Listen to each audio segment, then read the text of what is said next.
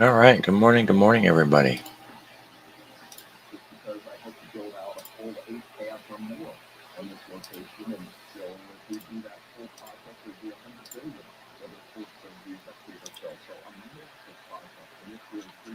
Last day of the month. There was a lot of seasonality posts over the weekend that shows all kinds of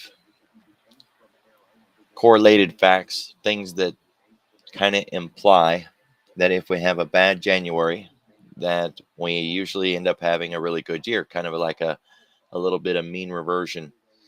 Just remember they do a lot of correlated seasonal things just to kind of just because they can. But when you do a correlated check or you do a seasonality check and you can show, when the dog barks and the crows fly in a circle 3 times, that crops are better this year than last year, whatever kind of crazy stuff that they use. It has no direct bearing on actual real cause and effect, right? So you see any of that kind of stuff over the weekend implying that we're going to have some miraculous, amazing year just because we had a down January doesn't necessarily imply that we're actually going to have an amazing year, right? They do correlation studies on the craziest stuff, like the temperature of the subway in New York and whether stocks go up or down. I wish I was kidding about that, but you could actually find the article on Bloomberg if you look around for it. So there is a big difference between cause and effect and some best case scenario correlation. So as we normally do, we want to start with the economic calendar. You come over to FX Street.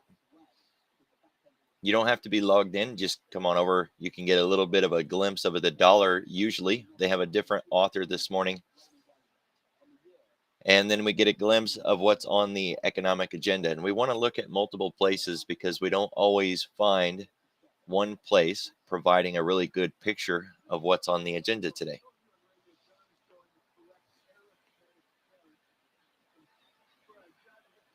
Bosick was out over the weekend and he was put kind of in the spotlight and was asked, would you consider a bazooka 50-point rate hike to get ahead of the situation? And of course, you don't want to, I don't know how you could answer that in any other way than the way that he did. He said, of course I would consider it. And the markets reacted to that. So he's not implying that the Fed is actually going to do that. And the crazy thing is he's a non-voting member this year. So he's out there chipping his teeth and he doesn't even get a vote. So from the economic calendar, we can go to 5 things you need to know. It's a free Bloomberg publication. If you look at the Commitment of Traders report, it's a free report that comes out every Friday. It uses information that was collected by Tuesday. You'll see that the amount of long holding positions is reaching extremes. Now, the idea behind that is that when we're in an anticipated dip position, that the institutions will go in and load up on the long side. And if you notice, Goldman Sachs, JP Morgan, Wells Fargo, all of them have been spending an inordinate amount of time telling everybody, don't sell your stuff. Hang on to it. This is just a dip. It's not anything more than that. Now, maybe they've got an agenda, but they're putting their money where the mouth is because they're buying. They're not selling.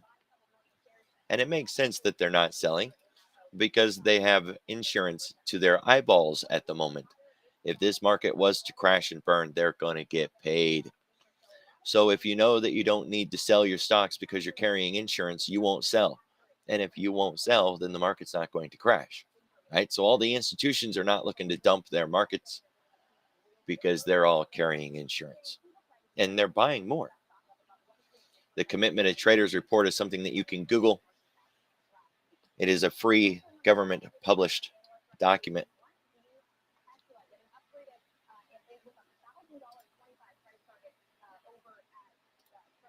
Come on to the Thinkorswim, bring up the calendar.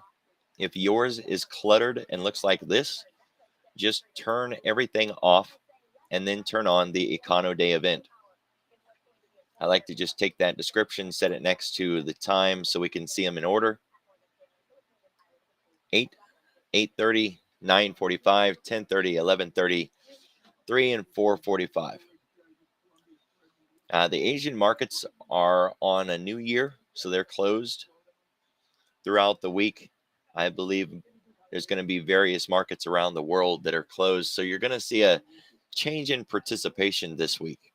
It's not good or bad. You got to recognize that there's not as many participants. But just like here, they can trade from home. They don't have to be at work. And just like during our own holidays, Goldman Sachs might have been closed, but those guys were trading from home. Maybe they were just bored or hiding from family or whatever. Yeah. So there'll still be players. It'll just be probably a lot less participation.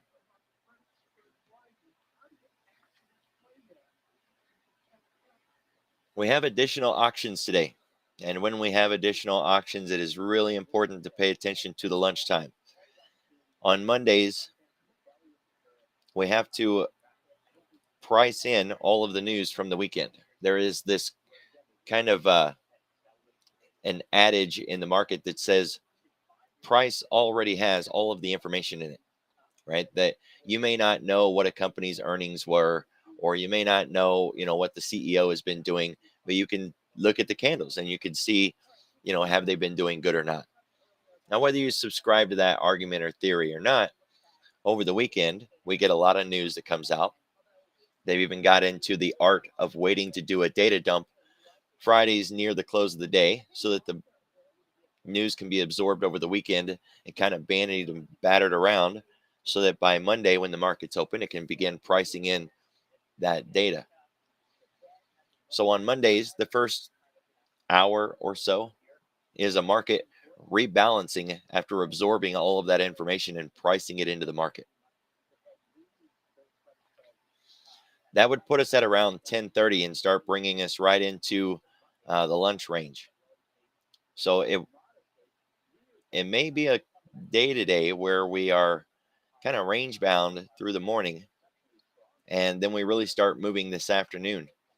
Um, if you haven't looked at the futures yet, which we're going to in a minute, we're in a bifurcated marketplace. The FANG names were moving around significantly this morning, driving the Nasdaq up while everything else was down. Last night in the Globex time period when everything opened up at 6 o'clock, everything was down. Bonds, stock, everything. Just something to keep in mind. So watch the clock today as usual, right? The clock is one of the most important indicators that you have, and it's the one that's most often overlooked by newer traders. I'm looking at the MES with this weekly expected move because every once in a while the indicator does something a little bit goofy. So you can see that the expected move this week, it's not that bad, right? It's about the same as last week, a little bit more. Well, if I go over to the ES instead of the MES, get this very wide, crazy 340 point to the upside, 340 to the downside, really wide expected move. That's not at the actual real expected move for this week. You can see that if you actually just come on in here and look at the futures, right? It's 146 one way. You can put that together. It's a $300 or 300 point expected move. So this is an inappropriate expected move. Sometimes the indicator just goes a little goofy. It's like I've said 1,000 times, do not trust Thinkorswim to present custom indicators accurately all the time. Double check that stuff. This thing can get it wrong just like anything else, right? So it is a bigger expected move this week than last week, but only minor, not very much. It doesn't matter what kind of trader you are, you really want to start with a top-down approach. If you're going to trade the futures or be a day trader, go out to the day trade, go out to the days, the weeks, the month, just take a look around.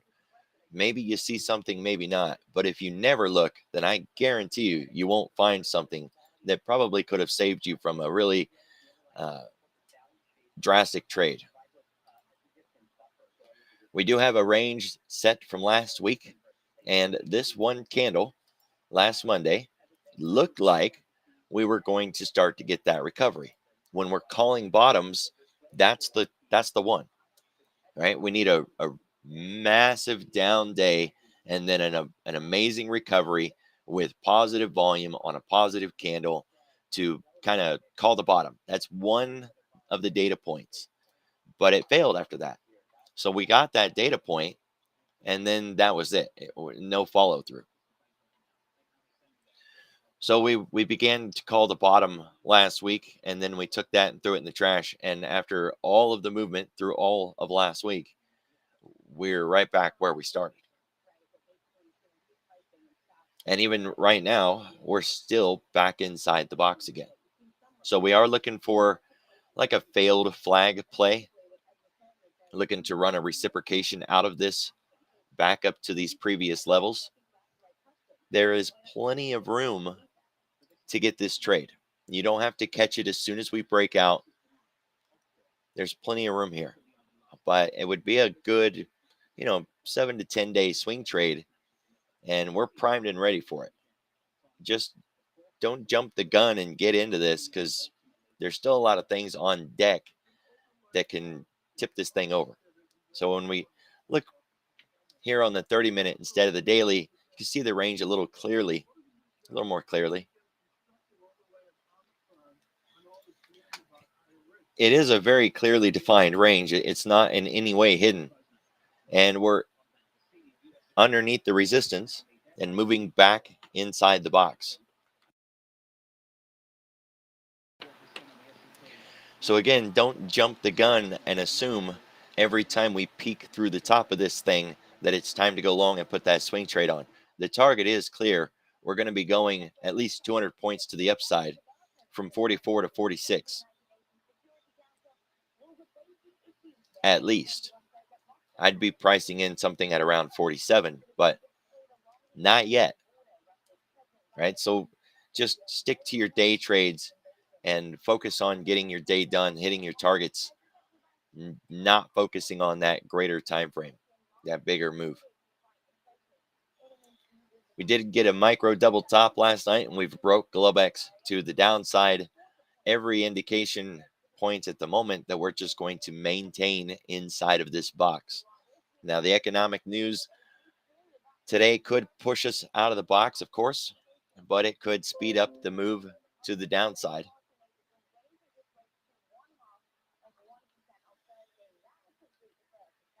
The ADR right now on the ES is over 2.25, and we're down 0.5%. So there's still plenty of room to go.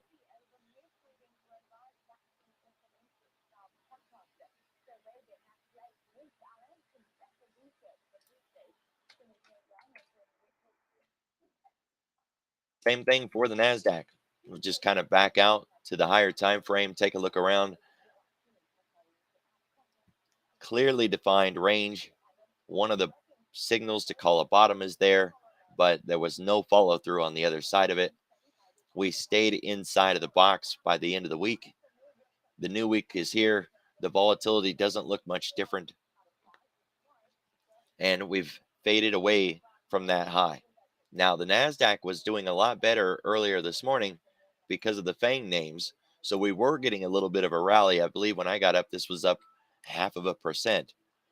But it's given it all back again this morning, and we're starting to get lower lows again. So we got, 3 higher highs, but we just printed our first lower low.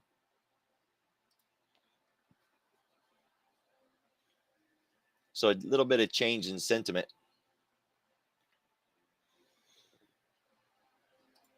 Institutional pivot point from Thursday It's holding at the moment, but should we break that, then 14.3 is going to be the next target. We're really looking to just maintain the same range as last week. The swing trade in this is looking a lot better. There's a lot more room to go. But again, there's no reason to jump the gun and get into this early. So let it begin to play out. You're going to be looking for, say, 30-minute consistent higher highs, higher lows. I mean, you can put in, some moving averages or something like that, but the main thing is just going to be recognizing that it's above the structure, that it finally did leave the range, and then getting into your trade, letting it move forward enough to set your no loss stops in place and let it ride. I hear from traders all the time who say things like, well, I want to trade something like this and hold the whole way. And then, of course, you never do because you would not tolerate a pullback like that. So in these swing trades, you have to resolve, what are you going to do when you get a pullback that looks like that? Well, I mean, if you got in here, then this pullback is just killing you. But if you got in down here, then this pullback isn't threatening your account. But you still need to be able to resolve that situation before you take the trade. What are you going to do when you get into a trade and then you get that kind of pullback? Well, if I'm day trading, I'm not going to take a pullback like that. I'm going to get out and lock in my gains. But in a swing trade, if you don't tolerate a pullback like that, then you're not going to get a swing trade. You're just going to keep shutting them down. So get that resolved before you take the trade.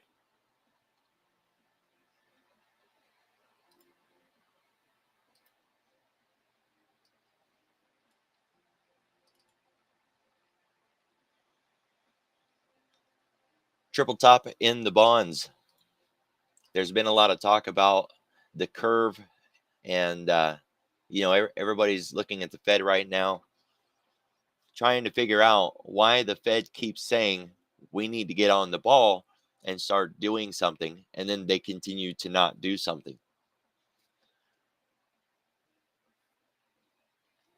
Now, it's been the big thing over the weekend. It's where a lot of them are hung up and kind of pointing fingers at the Fed, saying, let's go, get it going. But they're still not doing it. There was massive confusion at the end of the Fed announcement last week because they didn't do anything and they didn't say anything. They didn't give the kind of guidance the market was looking for. They didn't give anything. And that uncertainty has left a lot of the firms out there wondering, well, now what? Because they didn't have any more information afterwards than they had before the start of it. That move in the dollar Friday was extreme and fast. Keep your eye on the dollar again this week.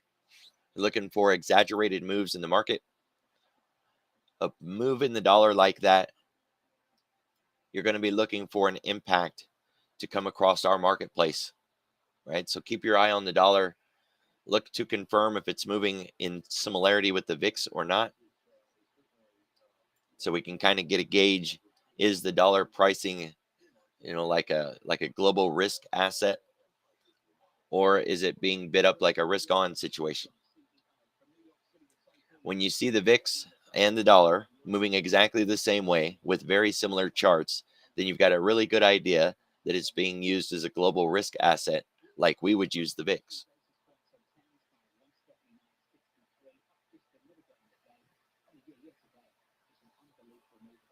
So it looks like we're still slightly bifurcated. The Russell's down near 1%. The Dow's down 0.5%. The Nasdaq's back in the green, and the S&P is getting close to that 0.25% again. So we're very bifurcated. Watch for these markets to sync up. It becomes a very dangerous situation at that point. When we're bifurcated, then we don't get that swell of the rising tide lifts all ships or the tidal wave dumps every boat, right? That kind of situation. When we're bifurcated, we don't get that kind of swell. But if it begins to synchronize where they are all beginning to correlate, then it gets a little drastic. And when I'm saying correlate, I mean even the bonds last week were correlated with the market. Stocks and bonds were moving in the same direction at the same time. Tasty Trades did a lot of research that proves there's been plenty of time in history where we've seen that before. It's just an uncomfortable situation, especially for those 64 portfolios, 60/40 portfolios. They're portfolios that are designed to aggregate risk by holding an inverse product to a minimal degree and letting time kind of take care of the rest.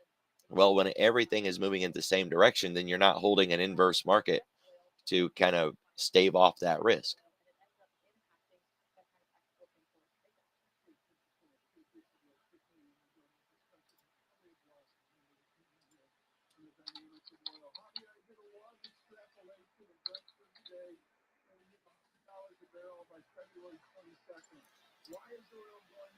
All right, looking at the sectors this morning, the China sector is up. Now remember, a lot of these markets are closed, so just because it's moving around, check to see which markets are open and which ones are not. You can look at that by going to Google and looking for a company called tradinghours.com. Emerging markets is up this morning. That's the one that we use for global risk. The marijuana sector, the EV market was up really good earlier this morning. We're going to take a look at that and revisit.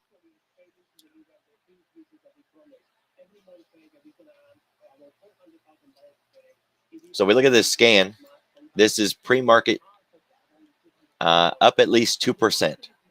And the list or the basket of stocks that it's looking at are the most liquid traded companies from December, right? I went over to the CBOE, grabbed the most liquid options traded companies, built a watch list from it. This is asking what names in that list are up at least 2% this morning. Some of them seems to have faded back off again, but BBIG was up earlier. Beyond Meat, analyst upgrade. Tesla, analyst upgrade. Nvidia and Netflix earlier were up more than 2%. Apple was up 0.5%. So a lot of those FANG names had analyst upgrades and then 2% moves in the pre-market. That's what was driving the Nasdaq earlier this morning.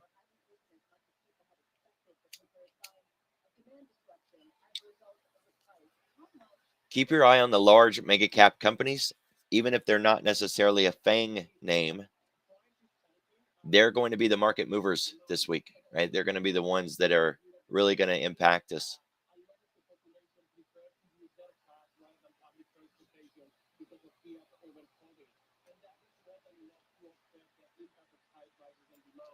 Names that are up at least 1.5% covers the same names that are up at least 2. Just adds a few more.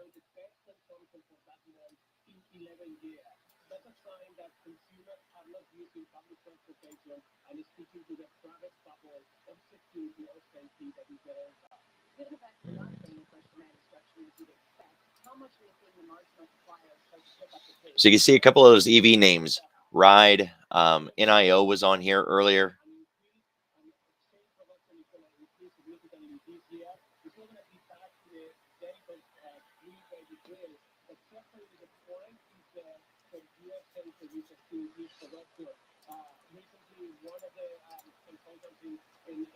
We were looking at rank over the weekend, and SPY is sitting at an IV rank greater than 75 right now.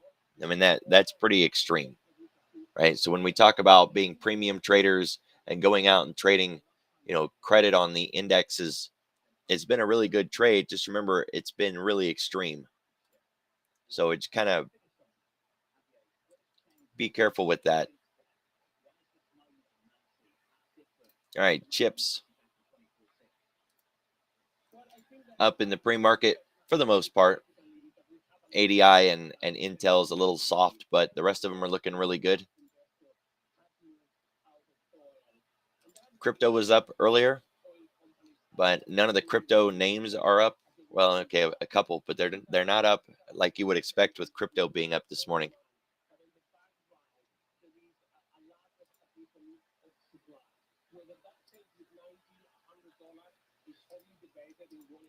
the EV market or the EV names, Tesla, Ride, NIO, Li Auto, XPEV, LCID, Ribbon, they're all up this morning. Although, I mean, some of them, if they're not up at least a 0.5%, then they really don't hit my benchmark. So Ribbon's a little weak, but the rest of them are up at least a 0.5%. Some of the legacy names, though, Ford and GM, not so much. So if we're looking for a reciprocation play, something that may piggyback on its peers, keep your eye on Ford and GM. It may be a good play this morning. Energy, there's a whole lot going on with the whole, writing up the Russian sanctions package, and they're reaching out to Saudi Arabia for some assurances, I suppose. Just keep your eye on the energy market. Could be a play in there. Energy's been tightly correlated to finance, and on the scan list that I posted last night, out of the top 5 names on the list, 3 of them were finance: Visa, MasterCard, and Morgan Stanley.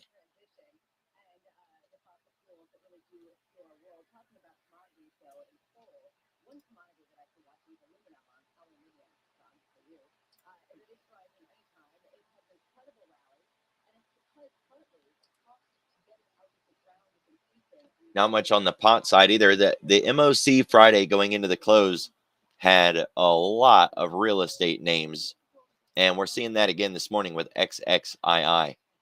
This is considered one of the pot names, but only because it focuses a lot of its real estate on helping marijuana companies find, like big warehouses, find real estate.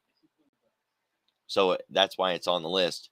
So when we're looking at the pot names, you got to kind of ask, well, why are they in this? What do they provide? Right. So it makes sense that that one's up.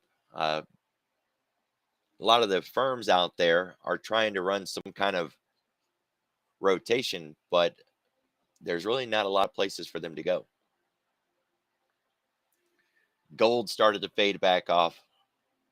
Utilities, commodities, real estate.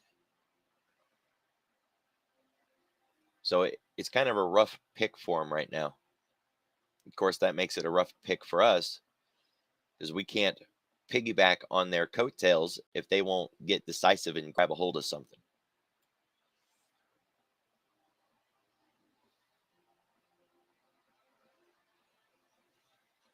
All right, guys, that's what I got.